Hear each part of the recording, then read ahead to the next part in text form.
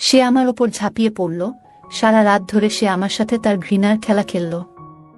সকাল হলে আমি ক্লান্ত ও বিধ্বস্ত ছিলাম। সে বলল, তোমাকে তোমার বাড়িতে ফিরিয়ে দেব, কিন্তু মনে রেখো, গত রাতের সব কিছু ভিডিও করা হয়েছে। আমার বিরুদ্ধে যাবার চেষ্টা করো না।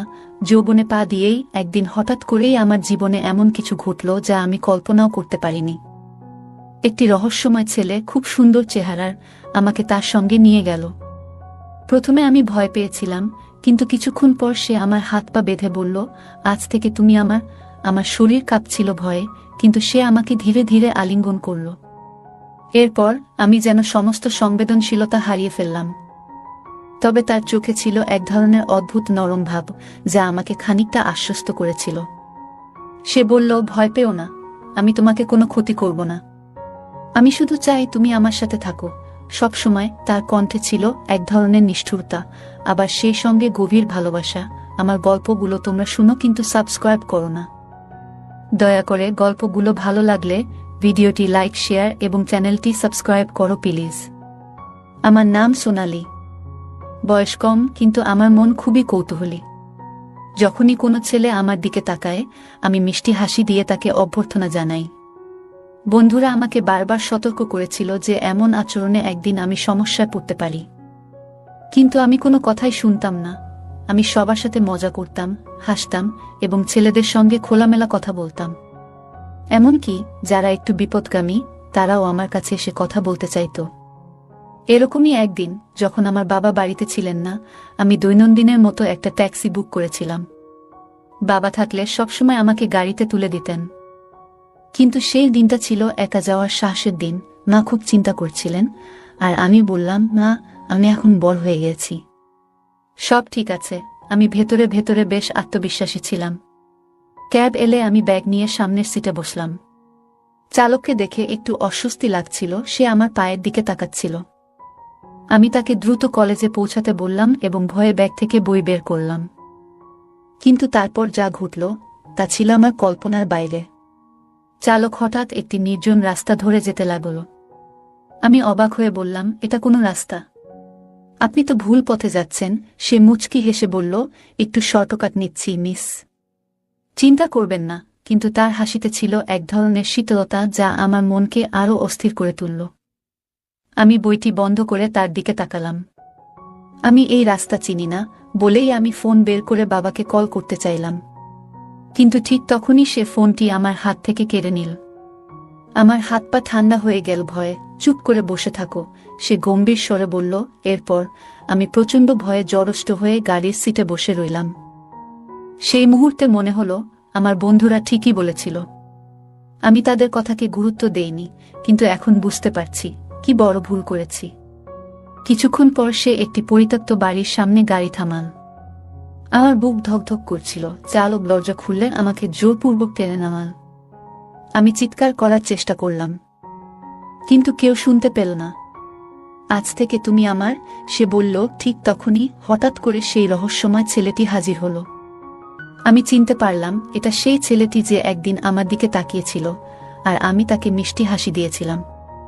সে চালককে দূরে সরিয়ে দিল এবং আমার হাত ধরে বলল, চলো, এখানে তোমার কোনো বিপদ হবে না।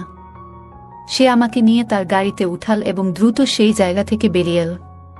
আমি অবাক হয়ে জিজ্ঞাসা করলাম, তুমি কে? সে মৃদু হেসে বলল, তুমি এখন আমার সঙ্গে নিরাপদে আছো, এটুকুই জানো। কিছুক্ষণ পর আমি বুঝতে পারলাম এই ছেলে, তার সাথেও আসা আমার ঠিক হয়নি। সে আমাকে একটা ফার্ম হাউসে নিয়ে গেল। আমি জিজ্ঞেস করলাম, এখানে কেন এনেছ? আমার তো কলেজে যাওয়ার কথা। সে বলল, এটাই তোমার গন্তব্য? আমি অবাক হয়ে বললাম, তুমি কি আমাকে কিডন্যাপ করেছ? আমি বাচ্চা নই, আর তুমি আমাকে কেন কিডন্যাপ করছো? এই জন্য তুমি আমাকে এখান থেকে বাঁচিয়ে নিজের ফাঁদে আমাকে ফেলছ। আমি তোমাকে ছাড়ব না। আমাকে যেতে দেওয়া, এতেই তোমার ভালো হবে। প্রতিদিন আমি তোমাকে দেখি ছেলেদের সাথে মজা করে কথা বলতে। তুমি কি ভেবেছ তাদের মন কেমন থাকে? আমি অনেকদিন ধরেই তোমাকে পেতে চেয়েছিলাম, কিন্তু তুমি সবসময় বাবার সাথে কলেজে যেত। আমার অনেক রাগ হয়েছিল। একদিন ধাক্কা দিয়ে দূরে সরিয়ে যেতে চেষ্টা করছিলাম, কিন্তু সে আমার হাত ধরে টেনে বলল, এখান থেকে পালানোর উপায় নেই। তুমি জানো না আমি কে আর আমি কি করতে পারি। আমি তোমাকে না যেতে দিলে তুমি এখান থেকে জীবনেও যেতে পারবে না। তাই চুপ করে থাকো। আমি বললাম, দেখো, আমাকে যেতে দাও। সে বলল, তোমার যৌবন আমার কাছে থাকবে। আমি ভীত হয়ে বললাম, আমরা বন্ধু হতে পারি, তাহলে তুমি আমাকে ছেড়ে দেবে? সে হেসে বলল, আমি যে কারণে তোমাকে নিয়ে এসেছি তা না করে কিভাবে তোমাকে ছেড়ে দেব? আমার রাগ বাড়ছিল। আমি বললাম, আমাকে রাগাবে না। আমি এমন কিছু করব যা তুমি কল্পনাও করতে পারবে না। তাই ভালো চাও আমাকে যেতে দেওয়া। সে আমার উপর ঝাঁপিয়ে পড়ল। আমি তার ঘাড়ে কামড় দিলাম, কিন্তু সে আমার হাত ধরে রাখল। আমি ছেলেদের দেখে হাসি, তাই বলে আমি কাউকে আমার কাছে আসতে দিতাম না। কথা বলা আর স্পর্শ করা সম্পূর্ণ ভিন্ন। আজ আমি তাকে এটা বোঝাবো। সে আমাকে চুম্বন করতে চাইল। আমি তাকে বাধা দিলাম, মুখ এদিক ওদিক ঘুরালাম যেন তা দিতে না পারে। কিন্তু সে আমার হাত সরিয়ে আমাকে ছোঁয়ার চেষ্টা করছিল। সে ঘুরে এসে তার শক্তি প্রদর্শন করল এবং আমার পায়ের কাছে এসে ঘৃণার খেলা দেখাতে শুরু করল। আমার শরীরে বিদ্যুতের মতো একটা শিহরণ ছুটে গেল। আমার প্রতিবাদ করার কথা ছিল, কিন্তু জানি না কেন আমি তার প্রতিবাদ করিনি। এক মুহূর্তের জন্য আমি সব ভুলে গেলাম, চিৎকার করার কথাও মনে ছিল না। এক অদ্ভুত অনুভূতি আমাকে গ্রাস করল, যা ছেলেটিও বুঝে গেছিল। আমি হাল ছেড়ে দিলাম, চোখে অশ্রু ঝরতে লাগল। সে অবাক হয়ে আমার দিকে তাকাল যখন আমি তার হাতটা ধরলাম। আমি চুপ ছিলাম, তারপর তাকে জড়িয়ে ধরলাম। সে আমাকে তার ঘৃণার খেলা দেখাতে লাগল। আমি বললাম, তোমার সীমার মধ্যে থেকো। আমি তোমার গোলাম না। ছেলেটি আমার কথা শুনে নিজেকে সংযত করল। কিছুক্ষণ পর সে বলল, তুমি বসো, আমি চা বানাচ্ছি। সে চা নিয়ে এলো। আমি জানতাম না সে কে, কিন্তু তাকে বিশ্বাস করতে শুরু করেছিলাম। অবশেষে সে বলল, সোনালি, আমি তোমাকে ঘৃণা করি। ভেবেছিলাম তোমার জন্য সবকিছু নষ্ট করব, কিন্তু পারলাম না। তুমি এখন আমার সঙ্গে থাকবে। তার কথায় আমার বুক ধক করে উঠল। আমি কাঁপছিলাম। আমার কারো সাথে শত্রুতা ছিল না। ছেলেটা কে? সুনীল নামটা শুনেই আমার মনে আলো জ্বলে উঠল না। কেন আমাকে ঘৃণা করছো? আমি তো কারো শত্রু নই। সে বলল, তোমার চোখেই সব বুঝে গেছি। সে রাগান্বিতভাবে আমার দিকে তাকালো এবং আবার তার ভালোবাসা দেখাতে লাগল। আমি নিজেকে সমর্থন করার চেষ্টা করলাম। রাত হয়ে আসছিল। আমি চিন্তিত ছিলাম। পরিবারের সবাই আমাকে খুঁজছে। আমি বললাম, দেখো, আমাকে ছেড়ে দাও। মা খুব কাঁদছে। আমার ভাই নিশ্চয়ই ভীষণ চিন্তিত। সে রেগে গিয়ে বলল, তোমার কি মনে হয় আমি অন্যের কথা শুনি? আমি বললাম, আমাকে সব বলো, হয়তো আমি সাহায্য করতে পারি। সে বলল, তোমার শরীরেও যে নোংরা রক্ত প্রবাহিত হচ্ছে, আমাকে লাগিও না, নইলে তোমার সম্মান নষ্ট করে দেব। আমি বললাম, আর কি বাদ রাখছ? আমি এখান থেকে বের হলেই তো সবাই জানতে পারবে আমার সাথে কি হয়েছে। তুমি আমার সবকিছু নষ্ট করে দিলে, এখন আবার কি করার বাকি আছে?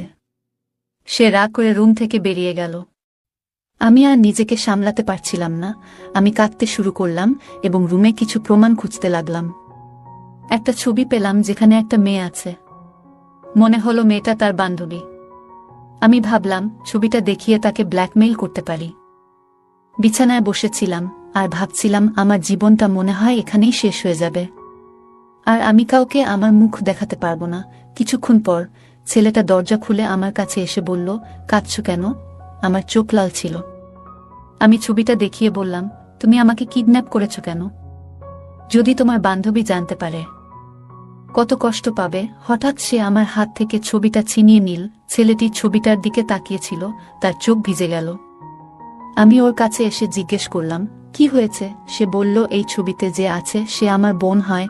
তারপর সে বলল, চলো ডাইনিং টেবিলে বসি। আমি জিজ্ঞেস করলাম, তোমার বোনের বিয়ে কি হয়ে গেছে? সে উত্তরে বলল, আমার বোন আর বেঁচে নেই, আর তার মৃত্যুর জন্য তোমরা দায়ী। আমার চোখে জল এসে গেল। আমি বললাম, কি বলছো? আমি তোমার বোনকে চিনি না। তুমি ভুল বুঝছো। সুনীল বলল, তোমার ভাই আমার বোনের সাথে প্রতারণা করেছে, তাকে গর্ভবতী করে ছেড়ে দিয়েছে। আমার বোন অপমান সহ্য করতে না পেরে আত্মহত্যা করেছে। আমি বললাম, আমার ভাই এমনটা করতে পারে না। রাজীব বলল, তোমার ভাইয়ের জন্য আমার বোনকে সমাজের অপমান সইতে হয়েছে। তাই আমি প্রতিশোধ নিতে চেয়েছি। তোমাকে অপমান করতে চেয়েছিলাম। আমি বললাম, তুমি যা খুশি কর, কিন্তু আমি তোমার সন্তানের মা হতে রাজি আছি। তোমার বোনের মতো আমি আত্মহত্যা করব না। তারপর আমি রুমে চলে এলাম। রাগে আমি কাঁপছিলাম। আমি তার রুমে এসে বললাম, তোমার বোনের মৃত্যু ফেরানো সম্ভব নয়। কিন্তু সব দোষ আমার ভাইয়ের নয়, তোমার বোনেরও ছিল। সে আমার ওপর ঝাঁপিয়ে পড়ল, তার সমস্ত ঘৃণা প্রকাশ করল। আমি বাধা দিইনি, তার ব্যথা মুছে ফেলতে চেয়েছিলাম। সারা রাত ধরে সে আমার সাথে তার ঘৃণার খেলা খেলল। সকাল হলে আমি ক্লান্ত ও বিধ্বস্ত ছিলাম। সে বলল, তোমাকে তোমার বাড়িতে ফিরিয়ে দেব, কিন্তু মনে রেখো গত রাতের সব কিছু ভিডিও করা হয়েছে। আমার বিরুদ্ধে যাবার চেষ্টা করো না। আমাকে তার গাড়িতে করে বাড়ি নিয়ে এলো। বলল, তুমি নামো, কিন্তু আমি তোমার বাড়ির ভেতরে আসব। আমি অবাক হয়ে গেলাম। সে আমার সাথে ভেতরে ঢুকল। বাবা মা ভাই সবাই আমাকে দেখে প্রশ্ন করতে লাগল, কোথায় ছিলে সারা রাত? সুনীল আমার ভাইকে বলল, আমার বোনকে যারা কষ্ট দিয়েছে তাদের শাস্তি দেওয়া হয়েছে। আমার ভাই অবাক হয়ে বলল, তুমি কি করে আমার বোনের কাছে এলেই? সুনীল বলল, তোমার বোনের জীবন নষ্ট করেছি, এখন এটাই তোমাদের শাস্তি। আমি নিজেকে আত্মহত্যা থেকে বাঁচালাম, প্রতিশোধ নেওয়ার পরিকল্পনা না করেই। আমার মা এসে জিজ্ঞেস করলেন, এটা কি নিষ্ঠুর? আমি বললাম, এই লোকটি আমার সাথে যা করেছে তা কোনো